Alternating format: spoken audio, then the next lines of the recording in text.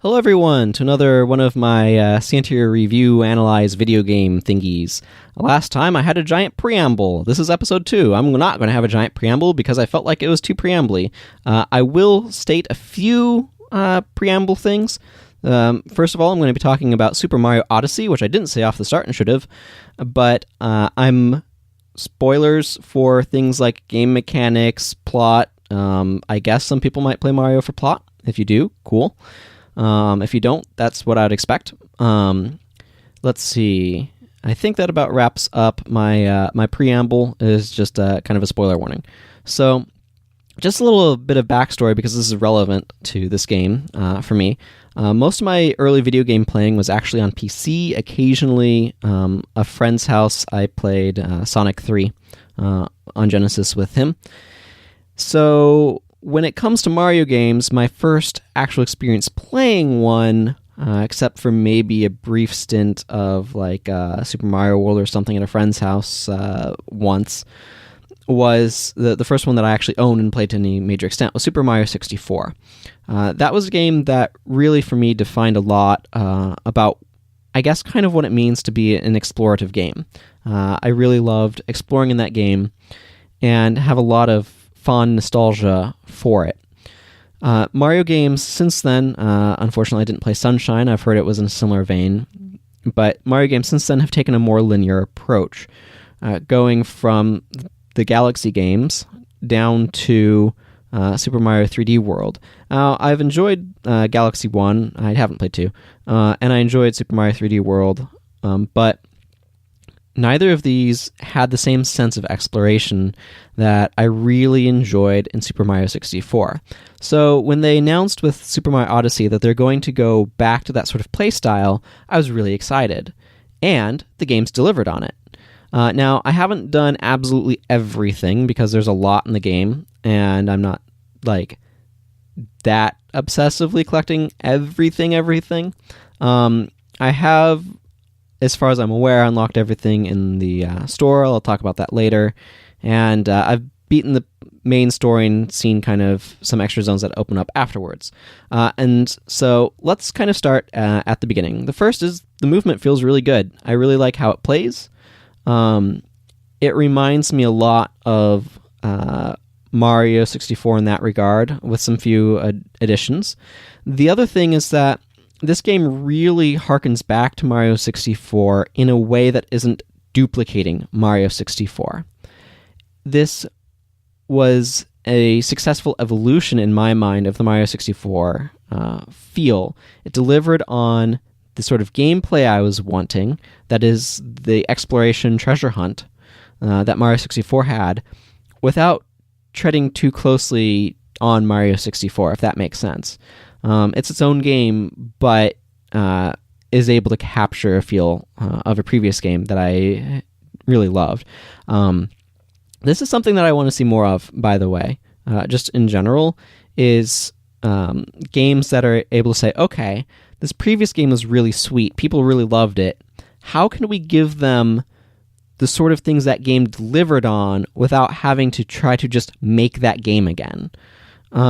So there's a number of significant things that Mario Odyssey does different. The whole framing device is very different. You have basically a hat-shaped spaceship, airship sort of thing called the Odyssey that you fly around between different zones rather than have a giant castle where you enter paintings. They have shops for outfits, which this is something I'm going to talk about in a little bit. It's not a... It's much more of an explorative, open experience rather than being kind of like the same sort of treasure hunt as Mario 64 was. So just to kind of describe what's going on here, you enter one of the, they call them kingdoms. So, for example, you start off in like the Hat Kingdom. You do visit the Mushroom Kingdom once you beat the main story, which I thought was really cool. And when you're in one of these kingdoms, you basically can just go wherever your abilities take you. When you first enter a kingdom, it does have a story that you play through, where you have to collect a certain number. They call them moons, power moons, maybe? I don't remember. It's not very important. They're moon-shaped MacGuffins that you collect. and you need to collect a certain number of them to be able to move on to the next world. And they have a main story that will get you most of the way there. This kind of plays into the main plot, and the zones will often change a bit afterwards. For example, there's a snow world which has a blizzard covering the entire upper area. It has kind of a cave, feels incorrect, but is not wrong, that you go into. But once you clear a certain portion of the world story, the blizzard clears, and you can see in the area there.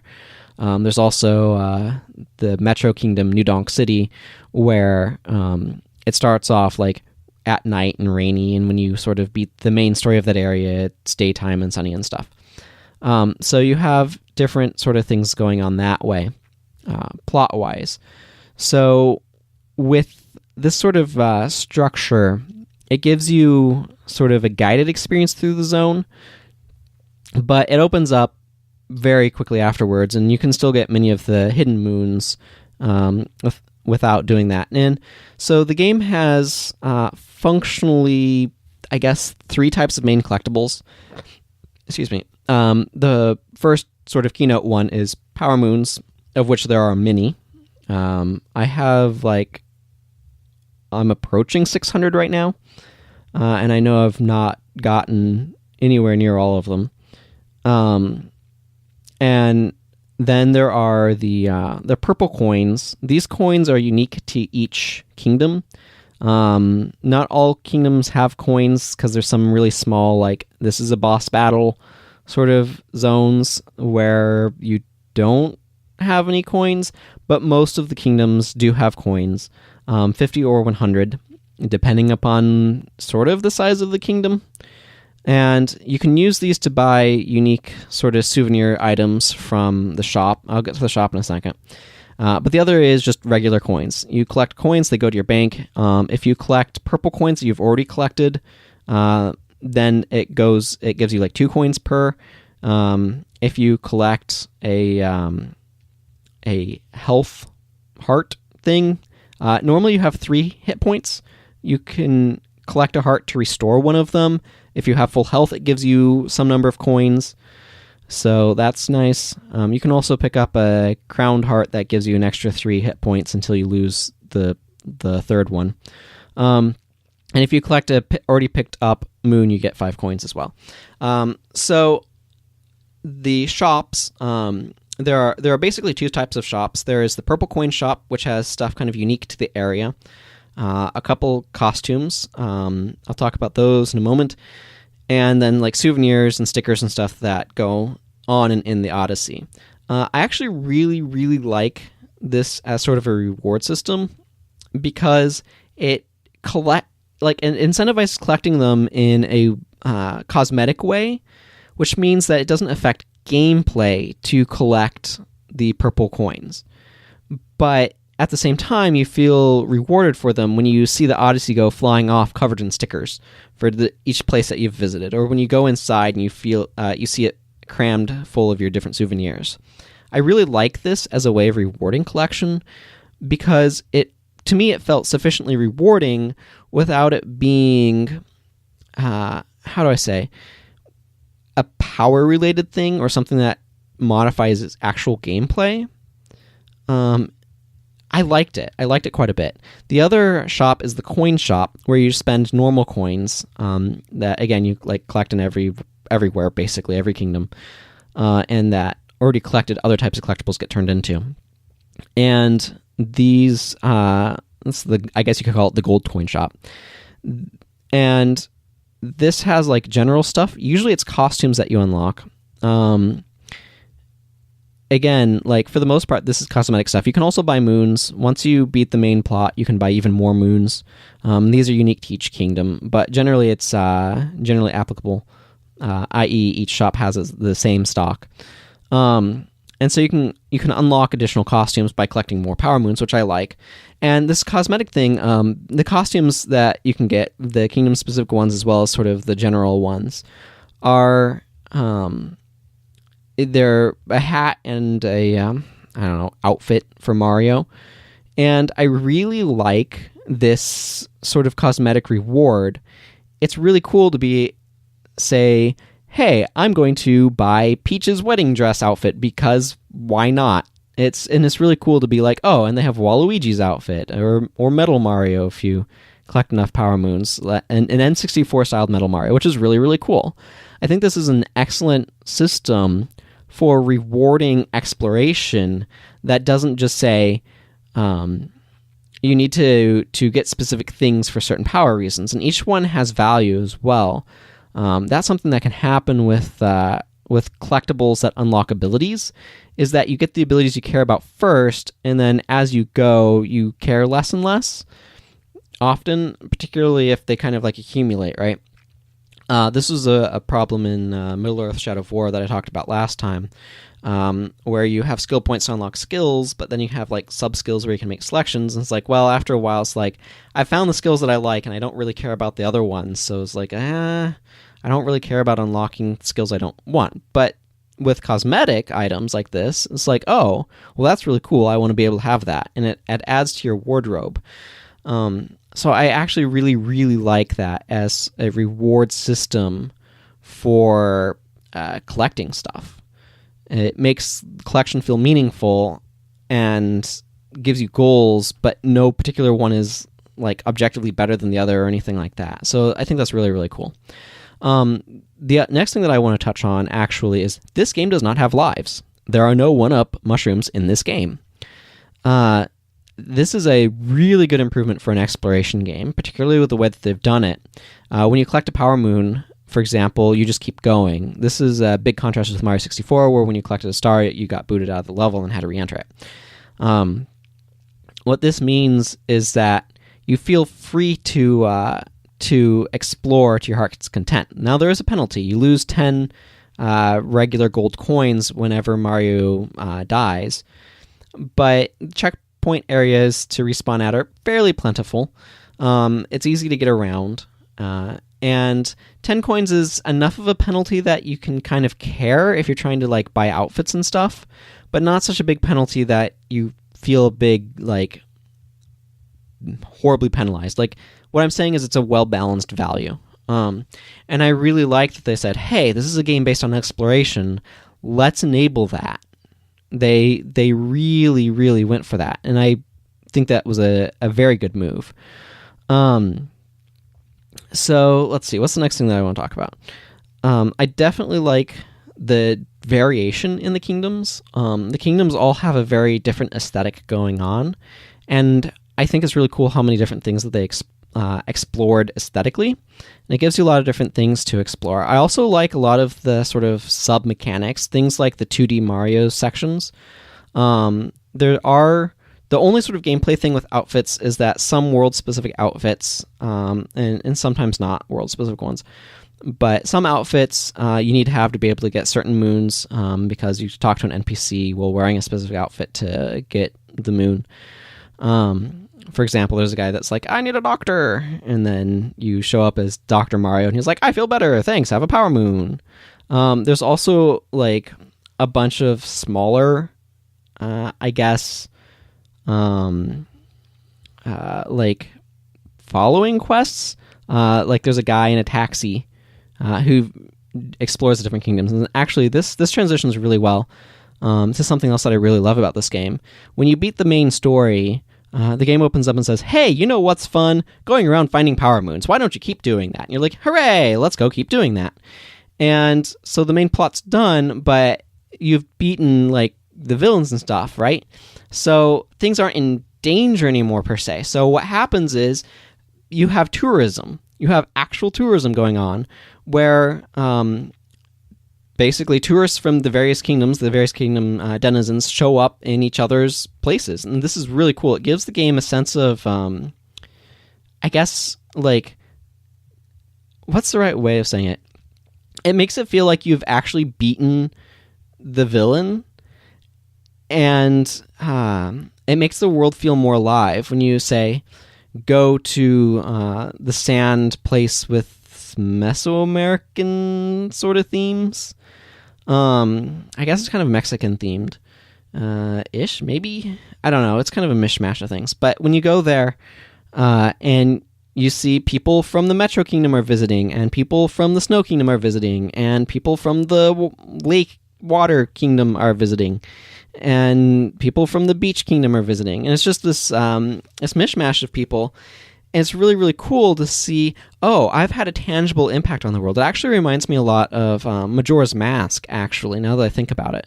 Because in Majora's Mask, when you beat a dungeon, it would change the associated region. And you could tell the difference that you had made in the world by sometimes dramatic changes, sometimes more subtle ones, but the way that the NPCs interacted and operated. When you, for example, beat the boss of the forest dungeon, I don't know what you want to call it, swamp dungeon, in Majora's Mask, the swamp would no longer be poisoned, and it affected things. The world was different. Life got back to normal-ish, right? And that's something that you really feel in Mario Odyssey, is when you beat these zones and people start visiting them and traveling from them, it makes it feel more peaceful, like you've accomplished something, like you've changed the world for better. And that's really, really cool, and I really like that. And I like how they've kind of set that up and tied things to it. A really good example is that Princess Peach, after you beat the game, goes around and visits the different kingdoms. And you can go find her in the different kingdoms, and when you do, she gives you a power moon, of course.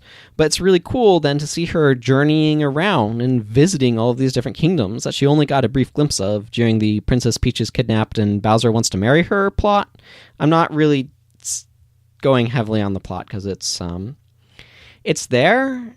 It's not why you're playing the game, most likely. You're probably playing the game because you want to explore. So, yeah, I really liked that sort of post-game aspect of it. And the game really feels like it's focused on the post-main plot. There's a ton of moons to find, but it's fun to find them, right? And it's fun to collect the outfits and to be like, what am I going to dress Mario up as this time?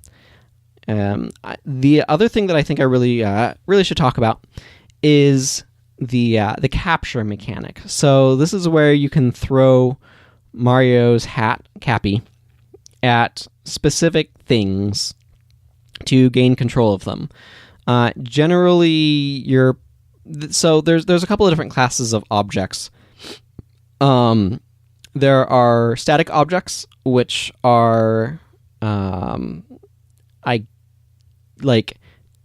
trees and rocks and letters of Mario's name and stuff that you can kind of move around for various things. Then there's like some random spastic stuff, like an NPC that you do this on to move things around. It's basically kind of like a mind control thing in a way, because like you throw the hat on them and then Mario kind of like vanishes into them and kind of possesses them. Which is kind of disturbing in a way, but the gameplay is really fun. And you can also do this to a bunch of different types of enemies. So like Goombas, for example, and Goombas have a special ability to stand on each other's heads and build stacks. And you can build Goomba stacks to find Goombet, or whatever her name is. Goombetta, something like that. And get a power moon. When you bring your stack of Goombas with your stylish Mario mustache over to him. Over to her. There's also flying Goombas, for example, that let you fly. You can possess tanks, which you can shoot stuff with the tanks handily enough. You can collect pickups with the tank bullets for some reason. It feels like a gameplay concession, but it really helps them play better. So that's really cool as well. The Toad Brigade shows up, which is neat. I like seeing them. Finding Captain Toad in each world is one of the Power Moon hunting activities. Let's see. Trying to think through if there's any other major mechanics that I should mention. Gameplay as well. I really enjoyed it. If you like the sort of gameplay of Mario 64, it's great to play. There's a lot of throwbacks in a way that's fun and enjoyable. It feels like Nintendo's doing a good job lately, at least with some of their games, of sort of reimagining what they could be in this modern era. So, anyway, thank you for listening. And let's see. I'm trying to think of if there's anything else that I want to say before I wrap this up completely. So one of the things I actually think is really worth calling out is that they've done a really good job with implementing the movement and the feel of the movement. And it's really important to make sure that the act of playing your game is fun, that the moment to moment of what you're doing is fun, and then that, at least for me anyway, that you have something that you're aiming that fun towards. Fun is probably the wrong word. It needs to be moment by moment engaging to play, and not just like boring. So they do a really good job of making sure that moving around with Mario is a good experience. And then they do a good job of having you try to hunt for and explore stuff, to really scour stages if you want to find all of the purple coins, to really pay attention. This is definitely an extremely well done treasure hunt game. You're rewarded for exploration. You're rewarded for examining things from unusual angles. You're rewarded for understanding your movement options and how to use them. You're rewarded for figuring out how to make use of the capture mechanic and the different types of things you can capture, and understanding how to use those. And you're rewarded for paying attention. So they have lots of little different types of themes as well, where I feel like they don't overplay any of some of those themes too much. For example, they have rooms where you enter them and you have to feel on the motion rumble packs, basically the intensity of the rumble. As you get closer to it, the intensity ramps up, for example. And then you ground pound the area and pop out the moon. So they have things like that, where it's like, okay, a couple of these is fine. They don't use it everywhere, and that's great, because if they used it everywhere, that'd be too much. They have random stashes of like coins, which are really fun to locate, but there's not so many of them that you're like tripping over them. They have fun things like I mentioned, finding Peach or the taxi man that you find throughout the various kingdoms.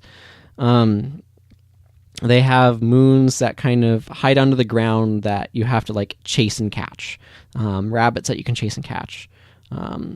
So they have different things like this. Some spots where you have to like walk in a shape, but the path that you need to walk disappears after a couple seconds. So they've done a really good job of having like different sorts of puzzles to solve as well. So they do a good job that way. And they found a good balance of like different and frequency and things like that, which is really tricky to do. Actually, something that I should probably end this with, now that I think about it, is lessons. So as a person who is really interested in game design, what sort of like more general lessons can I take from this? One of them that's really important is figure out what it is about the gameplay that players liked that they want to return to. They did this. They examined, okay, Mario 64 was a game that's super popular. People still love it a lot to this day. Why? What did we do in that game that people really loved? And what they found was the freeform exploration was something that people really liked. So they honed in on that. The different feeling locations with the different paintings, that's something else that they were like, hey, this is something that people like. How can we take this idea and apply it in a different way? And they've done that here. Another thing, so like I said, identify what players liked that you can replicate without like taking the wrong lessons. Is basically, how do you find the right lessons of like, what did players actually like from this? What is it that when people think of Mario 64, they say, I really liked this about that game? And how do you find that essence and extract it and repurpose it in a different way? And they've done that here. So it gives me what I loved about Mario 64 without being Mario 64 again. Because that, frankly, like if I wanted to play Mario 64, I'll play Mario 64, right? So I'm glad they gave me a new game, but that captured that essence. Another thing is like handling collectibles. I feel that they did a really good job here with especially the coins and having those cosmetic rewards for collecting the coins, and having them actually at a rate that's really, it's not discouraging to like collect coins. And it's fun to like be like, oh, and if I explore I can get all of these things, right? It's not just getting all of the coins for the sake of getting the coins. There's like an actual reward for getting them all. That feels good and like an accomplishment, but not like something you have to get to be able to actually play the game well or something like that. So they did a really good job with that, with collectibles as well. And that's another big lesson. And the other one is kind of the way that they handled a post game, I think is really good, where they made it feel accomplishing, that you've actually accomplished something. So in a way, like, it doesn't change, it adds to. Like, it doesn't, I'm not sure how to kind of express it. I feel the end game in a lot of sort of open world games, for example, kind of falls flat, I guess. But this one, it's not quite an open world game. It kind of is. This one does a really good job of feeling like the world has progressed, that the stuff that you did has impacted the world in a positive way. And I really liked that sense of change, and that you've made the world a better place. But at the same time, you haven't made a more boring place to explore. And understanding that they could do that with this game without sort of damaging sort of the core gameplay of exploring stuff was a really good observation from them, and I'm really glad that they executed on it.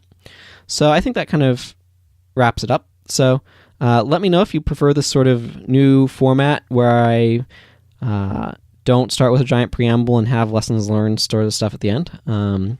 Thank you for listening. Take care, everyone. Bye-bye.